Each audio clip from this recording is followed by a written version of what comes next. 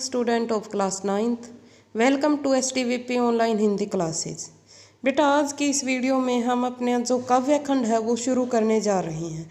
हमारी जो पुस्तक है क्षितिज भाग 1, उसके 2 खंड हैं। पहले एक खंड में जो है वो गद्य खंड है और दूसरा है वो काव्य खंड है।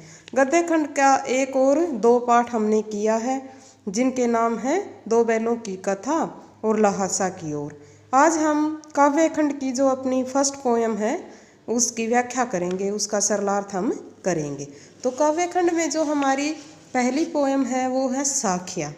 साखियाँ और शब्द दोनों ही हैं। इसके 2 पार्ट हैं बेटा, और ये कबीरदास के द्वारा लिखी गई हैं। कबीरदास जी हैं, उनका संत कवियों में बहुत प्रमुख स्थान है। जो हमारे भक्तिकालीन कवि हैं, जो संत कवि हैं, उनमें सूरदास जी का स्थान सर्वोपरि आता है। ये अनपढ़ थे, लेकिन साधु महात्माओं की संगति में रहकर इन्होंने ज्ञान प्राप्त कर लिया था। इनके एक साहित्य की एक विशेष बात ये है कि इन्होंने अपनी जो एकमात्र इनकी रचना है बीजक, इनकी जो वाणी है इन्होंने बोला है, और इनके जो शिष्य हुए हैं उन्होंने इसको पदबद्ध किया है, लिखा है। तो जो इनकी एकमात्र रचना है वो है बीजक। बीजक में इसके बहुत सारी साखियाँ, शब्द और जो रेमनी है वो 3 भागों में इसे बांटा गया है। जो बीजक नामक इनका संग्रह है उनको 3 भागों में बांटा गया है, साखी, शब्द और रमेनी। तो आज की जो हमारी ये पोयम है, पहली पोयम है, इसमें साखियाँ और पद 2 भाग हैं। सबसे पहले हम कबीरदास जी की साखियों को देखेंगे। इनके बारे में अगर देखा जाए तो कबीरदास जी की जो भाषा है वो काव्य की दृष्टि से देखा जाए तो इसमें अनेक भाषाओं के शब्द विद्यमान हैं। इनकी भाषा को सधूकड़ी भाषा कहा जाता है। दूसरे अर्थ में देखा जाए तो सधूकड़ी और खिचड़ी भाषा भी इनकी भाषा को कहा जाता है। उनका जो काव्य है उसमें अरबी, फारसी, अवधी, ब्रज भाषा, राजस्थानी, पंजाबी आदि अनेक भाषाओं के शब्द आए हैं। उनके जो काव्य में जो अलंकारों का भी सुंदर प्रयोग हुआ है, इसके साथ साथ छंदों का भी विशेष रूप से प्रयोग हुआ है।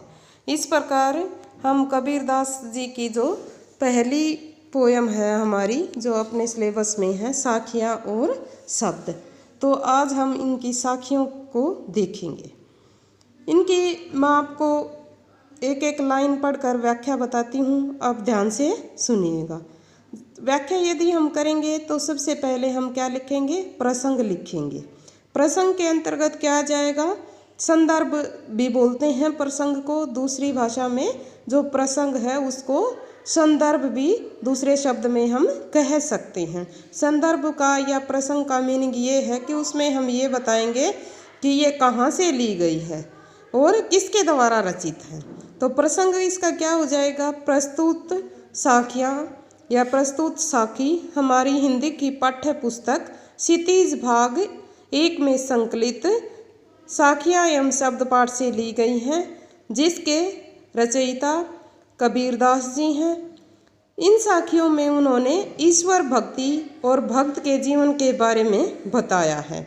जो पहली हमारी साखी है उसकी हम व्याख्या करेंगे।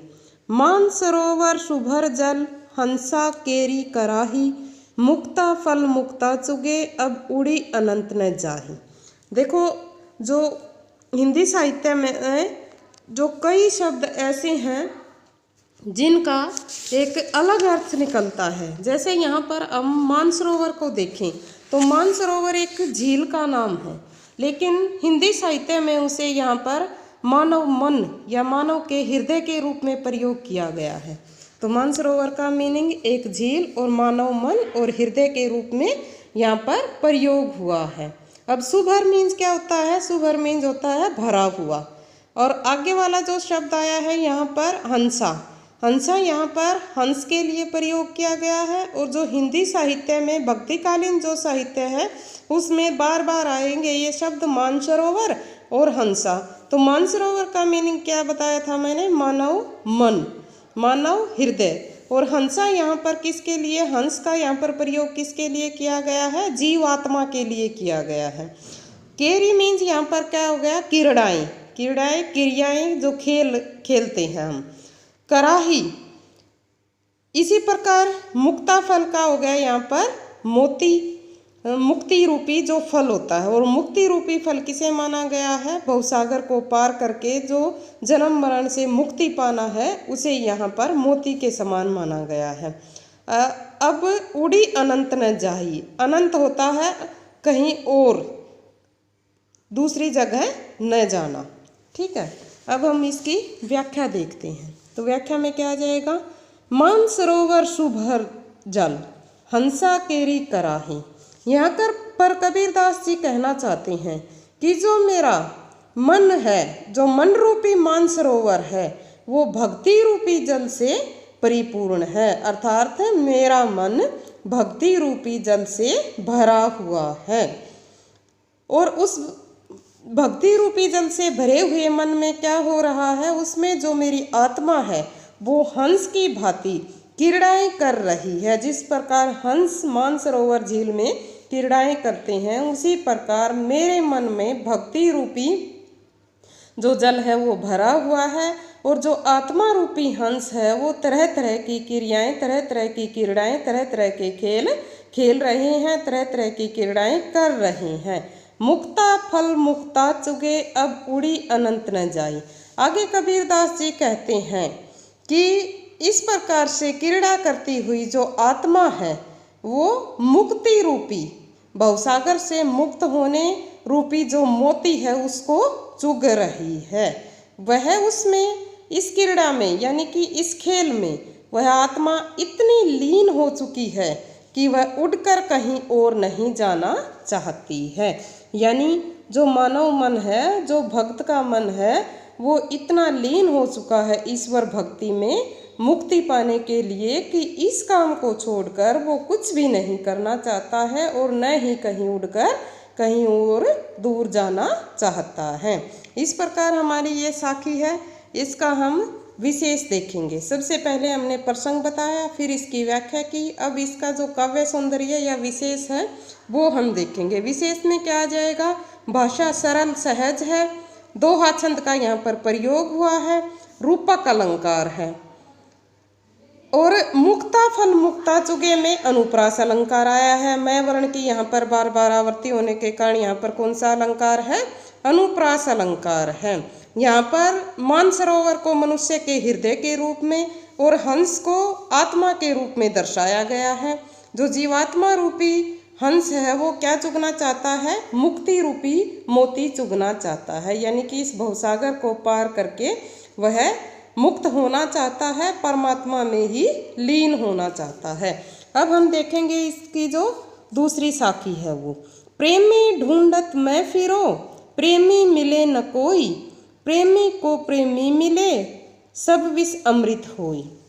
अब कबीरदास ने यहाँ पर प्रेमी शब्द भक्त के लिए प्रयोग किया है और उन्होंने बताया है इस साखी में कि किस प्रकार से जो एक भक्त है उसका जीवन कैसा है, उसका जीवन केवल ईश्वर भक्ति में ही लीन है। और कबीरदास जी यहाँ पर क्या बताना चाहते हैं, कबीरदास जी यहाँ पर बताना चाहते हैं कि जो ईश्वर से प्रेम करने वाला है, जो ईश्वर का भक्त है, उसे और कुछ दिखाई नहीं देता है, बल्कि वह तो ईश्वर को ही ढूंढता रहता है, ईश्वर के भक्तों को ही ढूंढना चाहता है और ईश्वर से ही मिलना चाहता है। क्या इसकी व्याख्या होगी कि प्रेमी ढूंढत मैं फिरो, प्रेमी मिले न कोई, प्रेमी को प्रेमी मिले, सब विष अमृत होई। यहाँ पर कबीरदास जी ने बताया है कि ईश्वर प्रेमी है, वह किसी के प्रभाव में भी नहीं आता है, वह केवल ईश्वर की ही भक्ति करना चाहता है। यहाँ पर कवि बताना चाहता है कि कवि स्वयं को यहाँ पर कहता है कि मैं केवल ईश्वर की ही भक्ति करना चाहता हूँ और ईश्वर के प्रेम को ही मैं ढूंढता फिर रहा हूँ, किंतु मुझे कोई भी प्रेमी मिले न कोई। लेकिन कबीरदास जी यहाँ पर बताना चाहते हैं कि मैं ईश्वर भक्त को यहाँ पर ईश्वर प्रेमी को ढूंढता फिर रहा हूँ, लेकिन किसी प्रकार का भी मुझे यहाँ पर ऐसा आभास नहीं हुआ है कि यहाँ पर कोई प्रेमी आया हो या कोई प्रेमी ईश्वर का मुझे मिला हो। प्रेमी को प्रेमी मिले सब विष अमृत होई। आगे कबीरदास जी कहते हैं कि जब भगवान का भक्त या भगवान से प्रेम करने वाला कोई व्यक्ति मुझसे मिल जाता है तो ऐसा महसूस होता है कि मानो जो विषय वासनाओं रूपी विष है वो भी अमृत में बदल जाता है। अर्थात यहाँ पर क्या बताया गया है कि जो ईश्वर का भक्त है वह केवल ईश्वर की ही भक्ति में लीन रहना चाहता है, ईश्वर से ही वह मिलना चाहता है और कोई अपनी ही भांति दूसरा कोई ईश्वर प्रेमी ढूंढना चाहता है। लेकिन कबीरदास जी यह बताते हैं कि उसे कोई भी प्रेमी नहीं मिला है। यदि ईश्वर भक्त को कोई दूसरा ईश्वर भक्त या प्रेमी मिल जाता है तो उससे क्या होता है, जो विषय वासना रूपी विष है, जो जहर है, विषय वासनाओं रूपी जो सांसारिक मोह माया रूपी जो जहर है वो किस में बदल जाता है, वो अमृत में बदल जाता है। इस प्रकार इसका हम विशेष देखेंगे तो इसमें भी भाषा कैसी है, सरल सहज भाषा है और दो हाथ छंद है। कबीरदास जी की भाषा जैसे कि हमने पहले भी पढ़ा था कैसी है, सधूकड़ी भाषा है। यहाँ पर दो हाथ छंद है। प्रेमी को प्रेमी मिले में अनुप्रास अलंकार की का वर्णन हुआ है, बार बार आवर्ती हुई है पैवर्ण की, इसलिए कौन सा अलंकार है यहाँ पर, अनुप्रास अलंकार है। कबीरदास जी ने इस दोहे में जनसाधारण को या सामान्य मनुष्य को यह समझाने की बात कही है कि ईश्वर भक्ति से बढ़कर और भी कोई काम इस संसार में नहीं है। और यहाँ पर यह भी बताया है कि ईश्वर का जो एक भक्त है वो यदि दूसरे भक्त से मिल जाता है तो विषय वासनाओं रूपी जो जहर है, जो विष है, वो किस में बदल जाता है, भक्ति रूपी अमृत में बदल जाता है। इस प्रकार हमारा ये दूसरा दोहा भी कंप्लीट हुआ। अब हम तीसरे की व्याख्या करेंगे।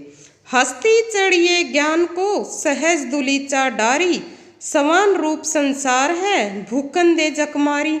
यहाँ पर देखो पहले मैं इसके शब्दार्थ बताती हूँ। शब्दार्थ में यहाँ पर हस्ती का मीनिंग क्या हो गया, हाथी। सहज का हो गया यहाँ पर साधारण या सहज साधना। दुलीचा का मीनिंग यहाँ पर हो गया हाथी की जो कमर पर डाला जाने वाला वस्त्र है। जब उसकी हाथी की सवारी की जाती है तो बैठने के लिए उसकी कमर पर एक वस्त्र डाल दिया जाता है जिसे दुलीचा कहा जाता है। डारी मीन्स डारना, सवान मीन्स कुत्ता और संसार जग। झक मारना यहाँ पर एक मुहावरा है, इस मुहावरे का प्रयोग हुआ है जिसका अर्थ है व्यर्थ में ही बोलना। भूकंदे मीन्स भोंकना। ठीक है, इस प्रकार इसके ये शब्दार्थ हुए। अब हम इसकी व्याख्या करेंगे। व्याख्या में क्या है, हस्ती चढ़िए ज्ञान को सहज दुलीचा डारी। इस साखी में कबीरदास जी ने ज्ञान प्राप्ति की जो पद्धति है, सहज पद्धति है, जो सहज मार्ग है, उसका वर्णन किया है। यहाँ पर कबीरदास ने बताया है कि जो ये संसार है ये क्या है, ये हमें ज्ञान प्राप्त, हमारी जो ईश्वर भक्ति में बाधा डालने वाला है, हमारे ज्ञान प्राप्ति में बाधक है। यहाँ पर बताया है कि संसार के बारे में कबीरदास ने यह कहा है कि इस संसार में अपने विचार यदि हम व्यक्त करना चाहें तो हम कर नहीं पाते हैं। यहाँ पर क्या बताया है, बताया है कि हमें ज्ञान रूपी हाथी पर बैठने के लिए सहज पद्धति रूपी दुलीचा डालना होगा। यानी कि हमें ईश्वर की भक्ति यदि करनी है, ईश्वर का ज्ञान प्राप्त करना है, तो उस पर जैसे हाथी की सवारी की जाती है और उस पर हाथी की सवारी करते हुए जो दुलीचा डाला जाता है, बैठने के लिए जो वस्त्र डाला जाता है, उसी प्रकार प्रभु भक्ति भी सहज भाव से ही हमें करनी चाहिए। संसार में भक्ति के अनेक ढंग बताए गए हैं। तरह तरह की भक्ति साधनाएं इस संसार में बताई जाती हैं, लेकिन कबीरदास जी का क्या कहना है कि हमें संसार की बातों की तरफ किसी प्रकार का कोई ध्यान नहीं देना है। क्यों नहीं देना है? क्योंकि यह संसार तो कुत्ते की भांति है, समान रूप संसार है। यह संसार किसकी भांति है? कुत्ते की भांति यह संसार है जो सदैव भोगता ही रहता है। अतः हमें इस संसार की बातों की तरफ ध्यान न देकर ईश्वर भक्ति में अपने मन को लगाना चाहिए। भूखन दे झक मारी, यह संसार चाहे जो कुछ भी कहता रहे उस पर हमें ध्यान नहीं देना चाहिए। यह संसार तो व्यर्थ में ही बोलता रहता है। हमें केवल ईश्वर को प्राप्त करने का जो सहज मार्ग है उसे अपनाना चाहिए। विशेष अगर यहाँ पर हम देखें तो भाषा सरल सहज है, स्वाभाविक भाषा का प्रयोग हुआ है, सधुकड़ी भाषा है, दोहा छंद है। यहाँ पर झक मारना जो मुहावरा है उसका यहाँ पर कवि ने सुंदर प्रयोग किया है। और इस संसार को कवि ने क्या बताया है, स्वान की भांति बताया है, कुत्ते की भांति बताया है जो व्यर्थ में ही भोगता रहता है। और इस साखी में कबीरदास जी ने इस बात पर जोर दिया है कि जो ईश्वर भक्ति है उसका हमें सहज जो मार्ग है, जो आसान मार्ग है उसे ही अपनाना चाहिए। इस प्रकार हमारा ये पहला, दूसरा और तीसरा तीनों ही दोहे हमारे यहाँ पर हो चुकी हैं। इन तीनों की हमने यहाँ पर सप्रसंग व्याख्या की। आशा है आपको ये समझ में आए होंगे। अगले जो पद हैं हमारे, जो साखियाँ और शब्द हैं, उनकी व्याख्या हम नेक्स्ट वीडियो में करेंगे। Thank you and have a nice day.